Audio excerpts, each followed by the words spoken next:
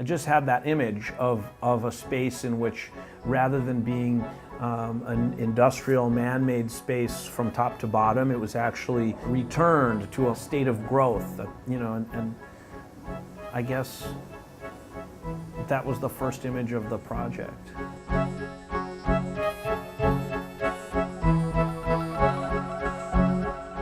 When people step inside the clothing store, one thing is they're already going to be in the piece and on the piece, because this medium of soil kind of material that we're creating will be everywhere, and you won't be able to be inside the room or the building without being on top of it.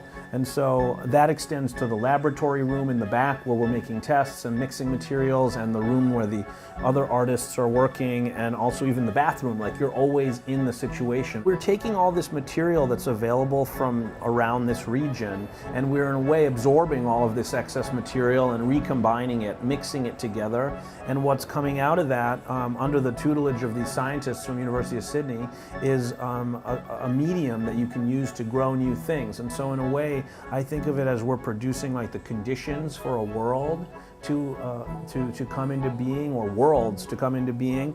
Soil is one of the more complex biomaterials on the planet. You're talking about, at the species level, hundreds of thousands of species in a cubic meter. So it's a huge amount of diversity. When you meet a scientist like Alex MOBRATNEY, you don't feel that the scientist and the artist are so far apart.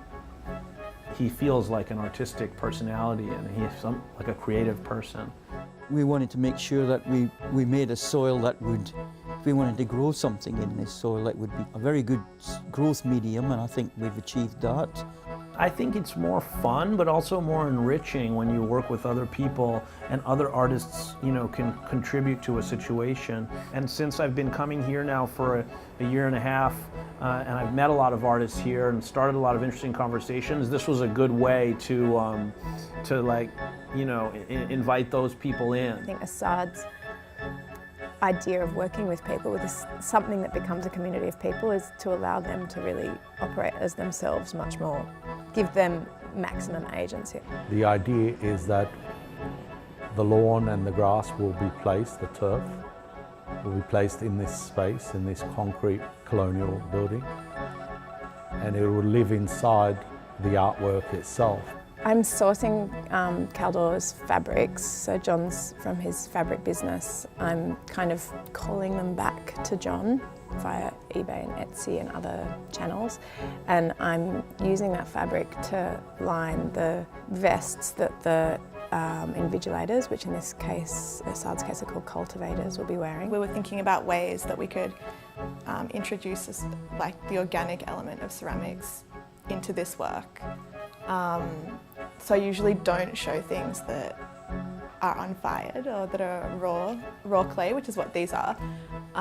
So they can kind of be crushed down and, I guess, composted back into the larger work, especially with those additional nutrients in them. We wanted to have it as something that